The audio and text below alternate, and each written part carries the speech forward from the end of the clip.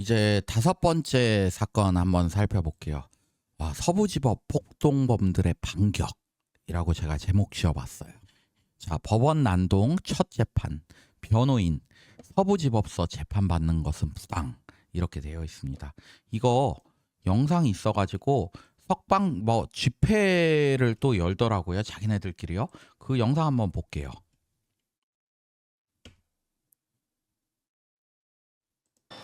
서울 서부 시작됐습니다. 법원 앞에서는 피고인들의 석방을 촉구하는 집회가 열렸습니다. 자유민주주의 수호! 대한민국 수호! 재판에 나온 피고인들은 치과의사와 공인중개사, 학생 등 치과 의사가 저기 왜 나갔대요? 연령대도 2000년대생부터 1950년대생까지 다양했습니다. 재판정에선 일부 피고인들은 법원 난입이나 경찰 폭행에 관해 반성한다며 혐의를 인정했습니다.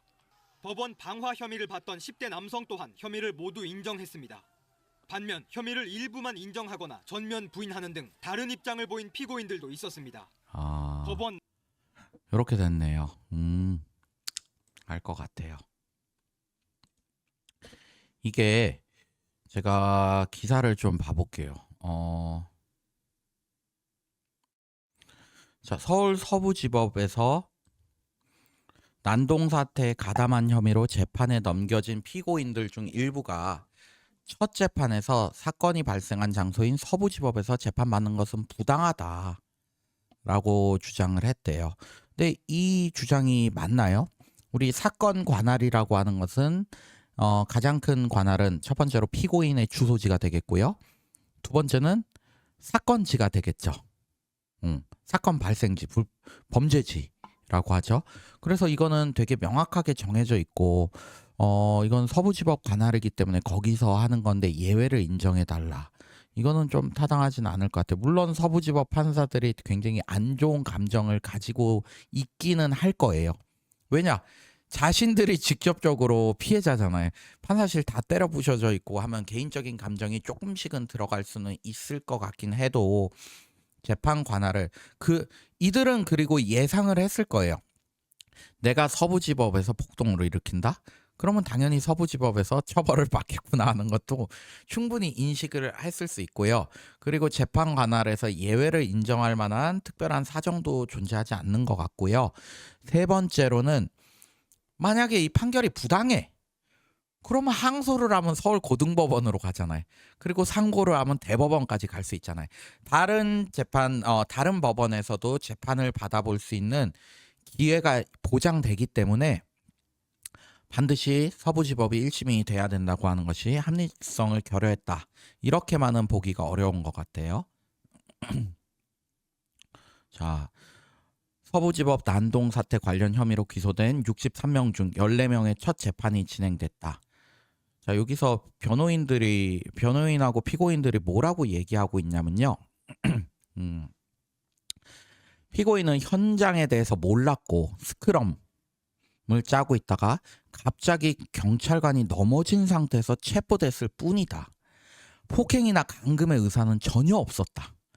무엇보다도 공수처가 윤 대통령을 체포하고 구속영장을 청구한 것 그 자체가 불법이기 때문에 공무집행 방해 구속요건이 되지 않는다. 이렇게 주장을 했습니다. 이 주장들 인용될 수 있을까요? 일단 앞부분은 사실관계 부분이잖아요. 여기까지는 사실관계를 다투는 주장이네요. 우리가 폭동으로 일으킨 게 아니고 우리는 평화적으로 있었을 뿐인데 경찰이 우리를 잡아갔다. 그러다 끌려갔다. 라는 얘기인데 이거는 사실 말은 안 됩니다. 우리 CCTV에서 너무 많이 물건 때려 부수는 장면들, 판사실 7층 침입해가지고 뭐 다 부시는 장면들이 녹화가 됐죠. 그리고 당시에 이렇게 현장에서 순차적으로 암묵적으로 우리 공모해가지고 우리가 말로써 우리 저기 때려 부시자. 그래 A, B, C, D가 다 같이 모여가지고 회의를 하지 않아도요. 내심적으로 우리가 저기를 때려 부시자라는 의사가 하나가 돼가지고 범죄를 수행하잖아요. 그거를 우리가 공모 공동 정범이라고 하고요. 그럴 때는 내가 가담한 정도가 되게 적어도 전체에 관해서 책임을 지는 것이 원칙입니다. 이 사건에서 서부지법 안으로 들어간 사람들은 다 같은 공모 공동 정범이라고 봐야 될 개연성이 아주 높아요. 그 집회 시위에서도 서부지법을 부수자라는 얘기가 나왔고 지속적으로 몇 시간 동안 서부지법 앞에서 이것을 어떻게 물리력으로 행사를 해서 판결을 뒤집어 엎으려는 의사도 많이 보였었고 했기 때문에 그 폭동의 의사가 없었다. 공모 공동 정범이 아니다. 이렇게 보기는 아주 어려울 거예요. 그래서 이런 사실관계는 안 돼요. 그리고 폭행, 판사실 찾으러 들어갔죠. 그 영장 담당 판사 찾으러 가가지고 판사 어딨어?라고 얘기하고 욕도 하고 김을 다 때려 부셨는데 폭행이나 감금의 의사는 전혀 없었다. 내가 누구를 때렸는데 나는 때릴 의사가 아니었다. 지금 뭐 윤석열 대통령이 하는 거랑 똑같지 않나요? 총칼 들이대가지고 다 체포해 버리려고 하는데 나는 한 적 없었다. 야, 이런 부인 변론들은 오히려 뻔뻔해가지고 재판부에서 더 안 좋게 볼 여지가 더 많아요.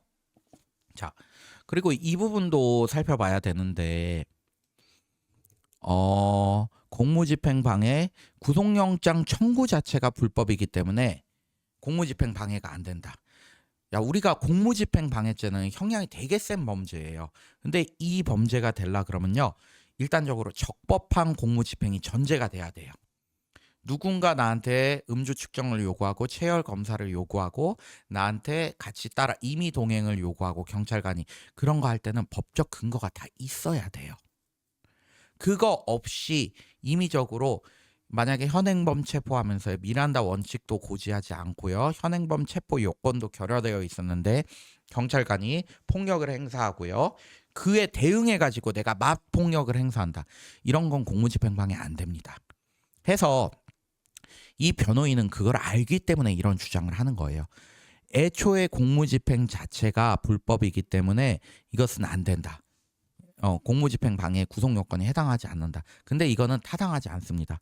만약에 윤석열 대통령이요, 불법한 현행범 체포에 대응을 하면서 이렇게 나는 응하지 않겠다고 하면서 힘을 쓰게 되잖아요. 그것은 윤석열한테는 공무집행 방해가 성립을 안 할 수도 있겠지만 이거는 완전 별개예요. 다른 사건에서 내가 보는 시각하고 맞지 않다 그래서 법원을 때려 부순 거잖아요. 이거는 나한테 공무집행이 이루어지는 것 자체가 아니었잖아요. 공무집행은 윤석열한테 이루어지는 것이지 폭동범들한테는 그 어떠한 공무집행도 없었어요. 그러기 때문에 이들이 나한테 가해진 공무집행이 있었다, 위법한 공무집행을 전제로 이렇게 했다, 이건 타당하지 않고요. 두 번째로는 윤 대통령 체포는요, 구속 취소로 인해서 그게 취소됐다고 하더라도요, 취소되기 전까지는요 적법한 영장에 의한 집행이기 때문에 그건 합법입니다. 법원이 나중에 가서 그 구속 취소가 됐을지는 몰라도 이른 그 영장 발부 단계에서는 합리적이라고 생각해가지고 그 영장에 의해서 집행이 됐기 때문에 그 단계의 구속 자체는 합법이라고 봐야 되는 겁니다. 해서 이런 주장도 맞지는 않습니다.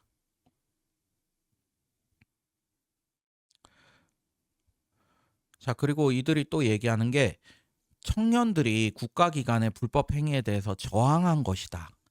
국민들의 저항권은 대한민국 헌법 전문에 의해서 보장되어 있고 누구나 행사할 수 있다. 야, 이렇게 써져 있다. 근데 요새 참 국민의힘이나 아니면 윤석열 대통령의 탄핵을 반대하는 입장에서 저항권이라는 말을 굉장히 자주 쓰십니다. 근데 이거는 저항권이라는 부분을 좀 제대로 요건을 잘 모르시고 하시는 말씀 같아요. 우리 저항권은요, 성문법에 적혀져 있는 모든 법적 구제 수단을 다 동원해서 써본 다음에도 그것이 법에 맞지 않았을 때, 법과 정의에 맞지 않았을 때 최후로 국민들이 법에 저항할 수 있다. 악법에 저항하기 위해서 만들어 놓은 것이에요. 근데 우리는 윤석열 대통령과 같은 경우에는 형사 재판도 있고요, 탄핵 재판도 있고요, 여러 가지 합리적인 절차 안에서 자기의 절차적인 실체적인 방어권을 다 보장받으면서 지금 재판이 이루어지고 있기 때문에, 그리고 국민들 같은 경우에는 그런 적법한 재판권 행사를 수용을 해야 되기 때문에 그런 절차를 다 거치지도 않고 무슨 저항권을 행사할 수 있는지, 이렇게 변명할 수 있는지, 이런 저항권을 주장할 수 없습니다. 적법한 절차가 있고요. 그걸 다 거치지도 않았기 때문에요. 그리고 그 법 자체도 위법한 것이 아니고요. 내란죄를 처벌하는 법, 그리고 헌법 위반이 중할 때 대통령을 탄핵할 수 있다는 헌법재판소법, 헌법 이런 거 다 위법한 거 아니기 때문에 저항권 행사의 대상 자체가 아니라고 보는 것이 맞습니다. 저는 개인적으로 이게 너무나 큰 범죄여가지고요. 우리나라에서 민주주의를 좀 수호하고 법치주의를 좀 구현하기 위해서 법원에서 좀 최고 형량 선고했으면 좋겠다라는 생각을 가지고 있습니다. 우리 법원이 정의의 최후의 보루인데 거기서도 이런 범죄가 이루어졌다는 것은 분명히 뭔가 경계나 주의 조치가 일어나야 되지 않을까라고 생각이 듭니다. 근데 걱정되는 게 하나 있긴 해요. 뭐냐면 여러분들 이거 아시죠? 미국 연방 판사들 트럼프 164면 맹비난, 폭동범도 난 유죄 맞다라고 얘기했다. 자, 이게 뭐냐면 트럼프가 과거 대선에서 한 번 대통령 됐다가 조 바이든 대통령한테 졌잖아요. 그 졌는데 트럼프가 이건 부정선거다라고 자기 지지층을 부추겼어요. 그래가지고 지지층들이요 이렇게 국회의사당을 넘어가지고 여기 불도 지르고 여기 물건도 부시고 선거 이거 부정선거라서 다시 해야 되고 무효다. 야, 이거 꼭 윤석열 대통령하고 그 부정선거 프레임하고 굉장히 비슷하지 않나요? 자, 그래가지고 여기서 보게 되면 경찰관 1명을 포함해서 5명이 사망하고 140명이 다쳤어요. 주범 같은 경우에는 징역 16년인가 맞고 지금 구속돼 있었던 걸로 아는데 트럼프가 대통령에 취임한 게 여기 1월 6일이에요. 2025년 1월 6일. 이 1월 6일 날 뭐가 있었냐면 임기 첫날인 1월 6일 날 폭동 가담자 1,500명을 사면했어요.